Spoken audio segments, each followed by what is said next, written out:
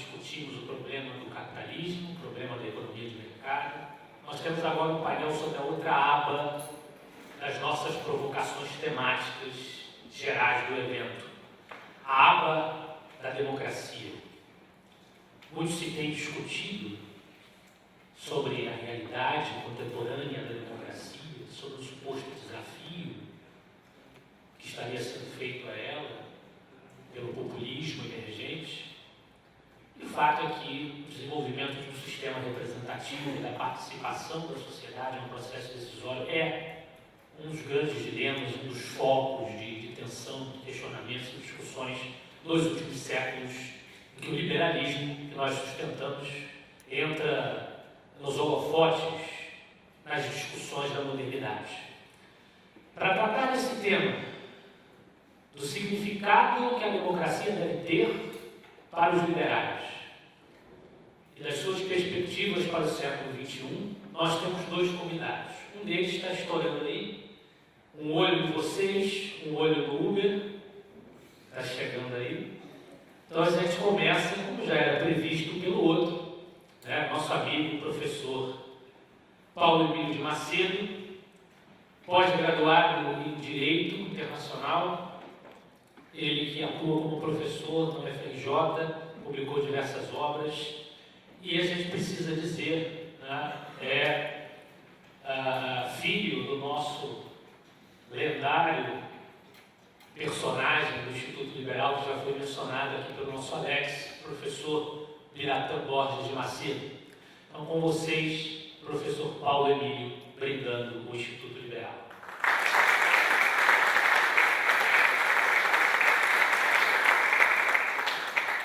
Boa tarde, senhores. Eu vou falar em pé, um pouco vício de professor.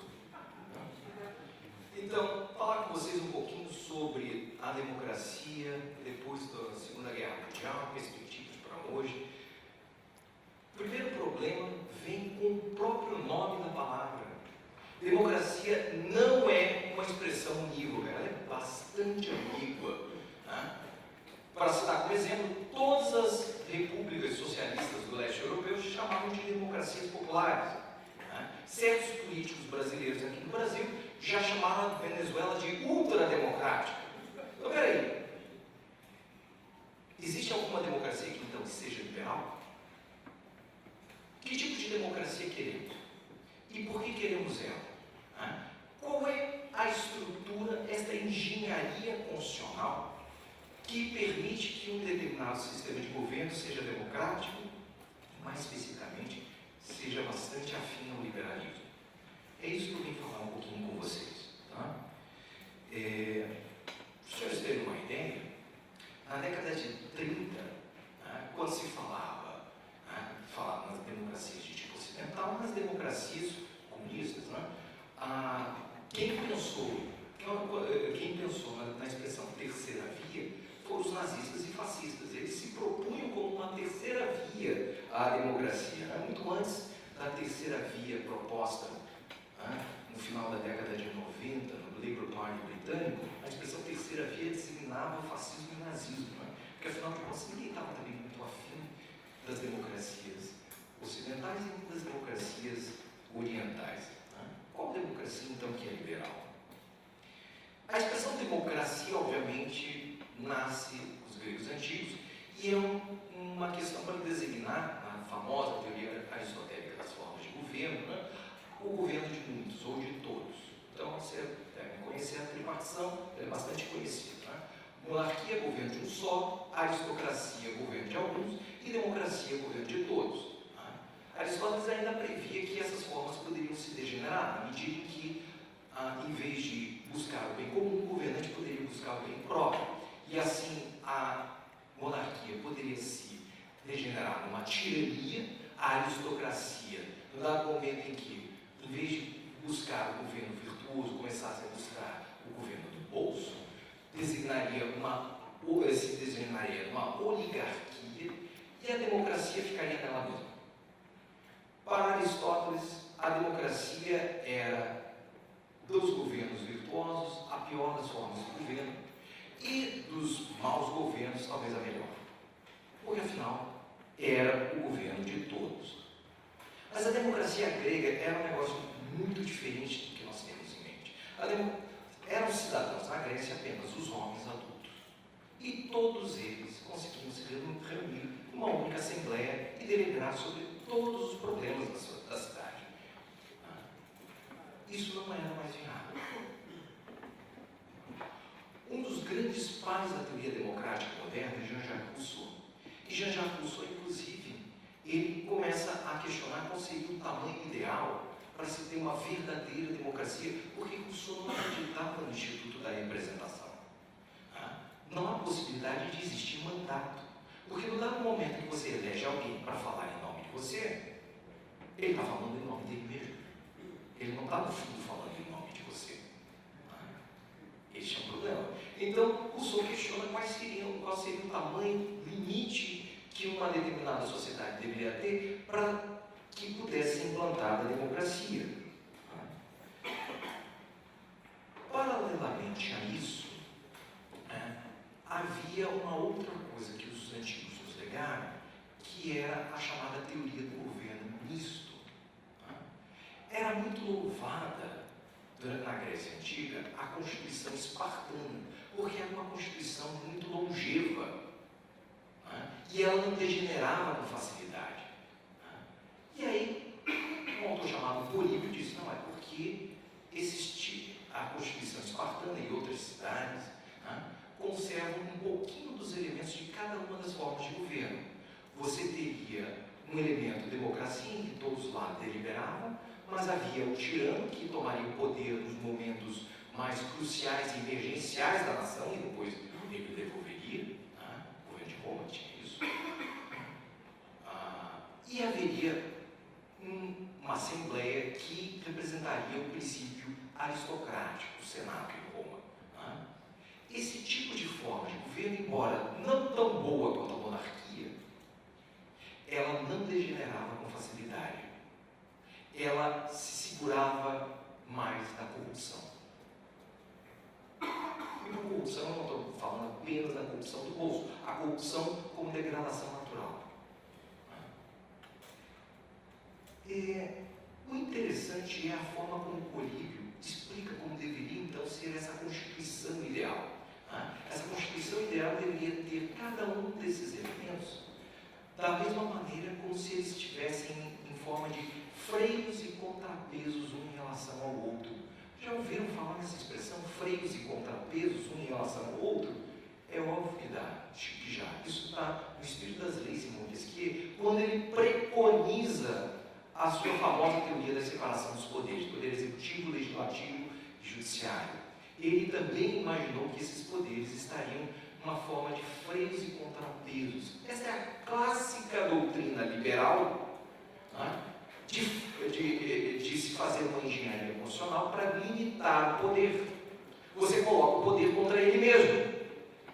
Você divide o poder e, melhor dizendo, divide as funções que o poder exerce e coloca um para lutar nele mesmo. Montesquieu, obviamente na natureza nada se cria, tudo se copia. Montesquieu é tributário, senhores, dessa ideia da teoria do governo misto. Pois bem, mas os liberais então defendiam a democracia em absoluto. Em 1787, James Madison escreve um panfleto, famoso panfleto dele, no qual ele separa duas formas de governo completamente distintas. A democracia, que seria o governo de muitos, da república, que seria um governo representativo. República, vindo do latim, res publica, o governo no qual o munus público competiria as pessoas. Isto representava basicamente o estado da arte. Liberais e democratas, Rousseau é o pai da chamada democracia moderna, uma corrente democrática que vai se fundir depois com o liberalismo, uma coisa muito esquisita. Olhavam-se com muita desconfiança, com muitas desconfianças. E por que olhavam com muita desconfiança? Pois bem, não se tentou durante muitos anos se implantar uma democracia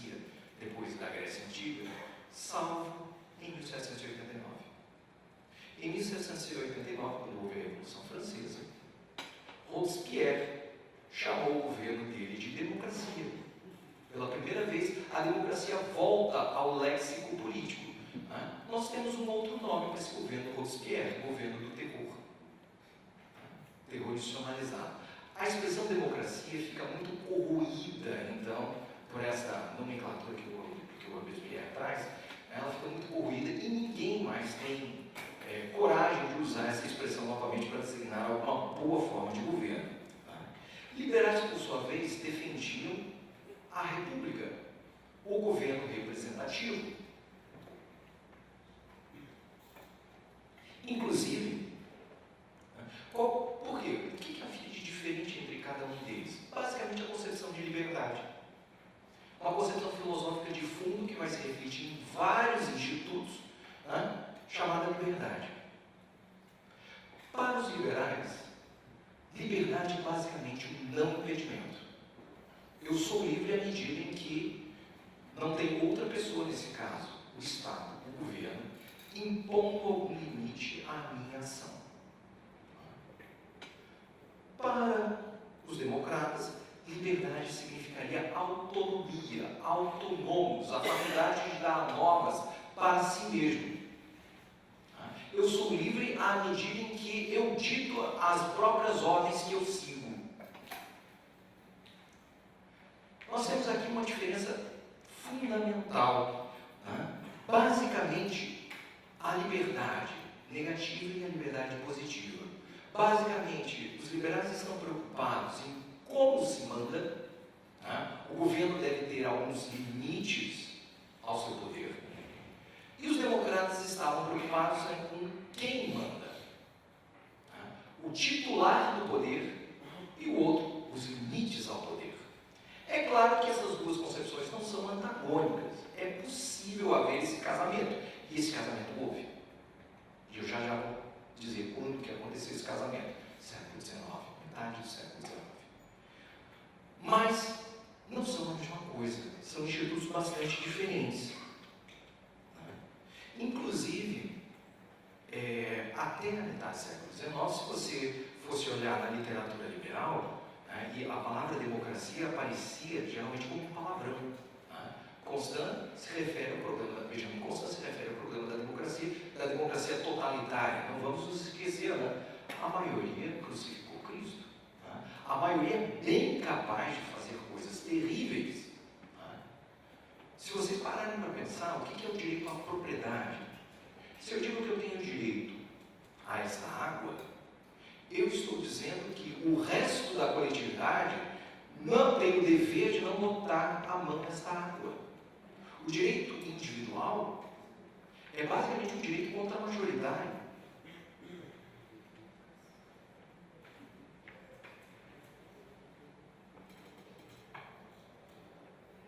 É uma coisa interessante que essa ideia de liberdade positiva aparece num dos pais do liberalismo político, que é John Locke, no segundo tratado do governo civil.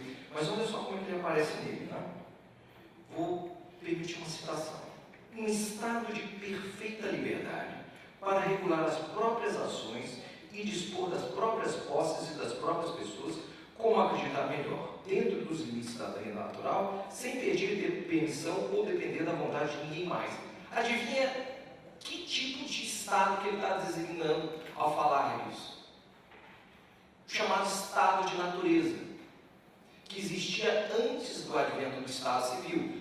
Para quem não sabe, Locke é um dos pais do contratualismo, que é uma figura usada no contrato social para explicar o surgimento do Estado. O Estado surgiria dentro de uma determinada sociedade após um contrato social com a população. E tem vários tipos de contrato. Mas ele está designando o estado da natureza, o estado em que os homens vivem antes do advento desse contrato. Ou seja, arguto, Locke percebeu que o estado da natureza só é possível, que a liberdade como autonomia só é possível existir no estado da natureza. Uma vez feita a Constituição Civil, o único tipo de liberdade que é possível existir é a heteronomia, eu mando e outro obedece. Liberais não defendiam democracia. liberais defendiam república.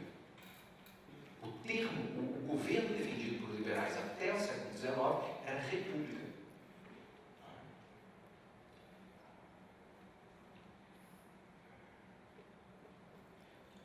Para os senhores terem uma ideia, olha só a citação de Constant que eu estava dizendo sobre o temor dele da democracia totalitária. A liberdade individual, repito, eis a verdadeira liberdade moderna. A liberdade política é a sua garantia. É, portanto, indispensável. Mas pedir aos povos dos nossos dias que sacrifiquem como aqueles de outras épocas a totalidade da sua liberdade individual à liberdade política é o meio mais seguro de afastá-los da primeira. E quando isso for conseguido, não tardarás que deles seja arrancada a outra. Ou seja, uma vai acabar destruindo a sua própria existência.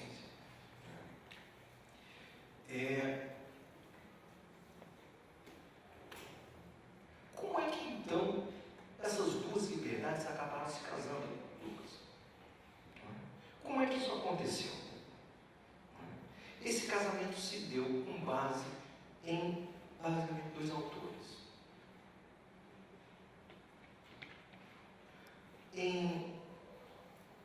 Deixa eu pegar o ano aqui direitinho. No dia 11 de maio de 1831, um jovem francês de origem nobre desembarcava do navio Président em Manhattan, com o objetivo de estudar o sistema penitenciário norte-americano. Eu estou falando de um homem chamado Alexis de Tocqueville. Ele mudou a sua pesquisa original, e ficou muito impactado com uma coisa que ele denomina de democracia. Mas deixa eu explicar, estamos falando do século XIX. No século XIX, a liberdade está em recuo, em franco recuo frente ao avanço das ideias de igualitarismo que as doutrinas socialistas, positivistas e outras, doutrinas coletivistas, como aqui já foram mencionadas, começaram a tomar espaço. Os liberais nessa época são, vamos dizer assim, na expressão de um grande autor argentino, Mariano Grondona, eles são liberais de reação.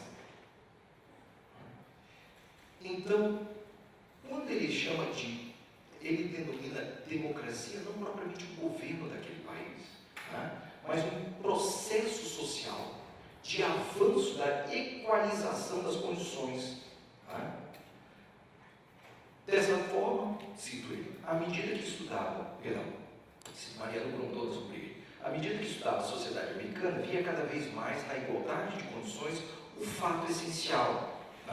Esse é o próprio Tocqueville falando dele mesmo, do qual parecia descender cada fato particular e o encontrava constantemente diante de mim como um ponto de convergência para todas as minhas observações. Uma coisa interessante que ele estava querendo dizer, na Idade Média, um servo estava tão sujeito à natureza como o próprio senhor feudal. Eu vou demorar um pouquinho mais. Mas a sua condição social era muito diferente do que é hoje. Hoje, Rockefeller tem uma situação econômica muito melhor que o cidadão que se encontra em uma rua de Nova York. Mas os dois têm a mesma condição, são cidadãos. Nenhum goza de um privilégio especial, de Mariano Grondona. Os dois aceitam a Coca-Cola. Bebem a Coca-Cola. Tocqueville, evidentemente, alerta para o perigo disso. Ele fala dessa onipotência totalitária da vontade da maioria. Isso é a expressão dele mesmo. Mas ele é a pessoa que volta a reintroduzir no léxico político e salva a ideia de democracia, que tinha sido deteriorada por Robespierre. Outro autor que faz isso é um dos nossos clássicos liberais, como Immanuel Kant. Immanuel Kant tem na sua obra as duas concepções de liberdade. Liberdade como não impedimento, e no qual ele define expressamente liberdade negativa, liberdade liberal, mas é também possível encontrar outro conceito de liberdade como autonomia, não de forma expressa, mas em vários momentos das obras dele, na metafísica dos costumes, sobretudo na fundamentação da metafísica dos costumes. Olha só, metafísica dos costumes, a liberdade legal, Kant, a liberdade legal de não obedecer a nenhuma outra lei, senão aquela a quem eu tenha dado meu consentimento.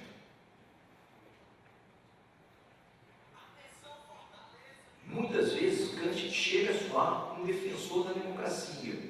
Só a vontade concordante e unida de todos, à medida que decidem mesmo cada um sobre todos e todos sobre cada um, somente a vontade popular universalmente unida pode ser legisladora.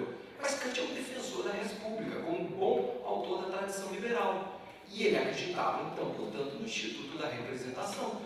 Como é que ele está defendendo, então, a liberdade como autonomia? Ele resolve, e aqui é sensacional. A resposta a essa pergunta está relacionada ao fim que o Estado deve ter. E, obviamente, o Estado que ele está querendo é o Estado liberal. A liberdade positiva é o meio para se atingir a liberdade negativa. Trata-se de uma sutil relação entre fins individuais, entre os fins individuais e o fim da sociedade política como um todo. E permitam essa citação agora. Qual é o fim do Estado, segundo a concepção liberal? É a liberdade individual. Segundo essa concepção, o Estado é tanto mais perfeito quanto mais permite e garante a todos o desenvolvimento da liberdade individual. Dizer que o Estado tem como fim o desenvolvimento da liberdade individual significa também dizer que o Estado não tem um fim próprio, mas que o seu fim coincide com os fins múltiplos dos indivíduos. Portanto, a sua tarefa não é prescrever fins para cada indivíduo, mas atuar de maneira que cada indivíduo possa alcançar livremente, ou seja, numa situação de liberdade externa garantida, os próprios fins. É somente por meio da capacidade de ditar as suas próprias leis, a liberdade positiva, que os indivíduos podem buscar a felicidade. O Estado não deve definir essa felicidade, cada um fará isso, isso é uma tarefa individual. Cabe ao Estado oferecer condições para essa busca. Desse modo, ao permitir que cada indivíduo, busque sua própria concepção de felicidade, o Estado liberal consegue realizar a sua finalidade, a expansão da liberdade negativa. Esse casamento ocorreu no século XIX. Mas vimos, essas duas liberdades não coincidem, não são a mesma coisa. Essas liberdades estão em sempre eterna tensão na democracia liberal representativa atual. Quando se tenta, às vezes, expandir uma, faz-se às expensas da outra. Vou enumerar, porque não terei tempo de desenvolver, e assim também deixaremos todos conversar um pouquinho aqui, alguns problemas que a democracia representativa liberal enfrenta por causa desse casamento. Como todo casamento, nós temos brigas internas. Em primeiro lugar, institutos de democracia direta, como plebiscito, consulta popular. E nós não abrimos mão da representação, nós temos um mandato, mas as democracias, em especial as democracias ocidentais, vira e mexe se valem de institutos de democracia direta. Senhoras e senhores, institutos de democracia direta devem ser vistos com muito cuidado, porque a ascensão de Hitler no poder não se deu de forma ditatorial, ele subiu graças a institutos de democracia direta. Quando se coloca na Constituição que determinado órgão vai ser representado por movimentos sociais, quem são esses movimentos sociais? Movimentos sociais são aqueles definidos pelo governo?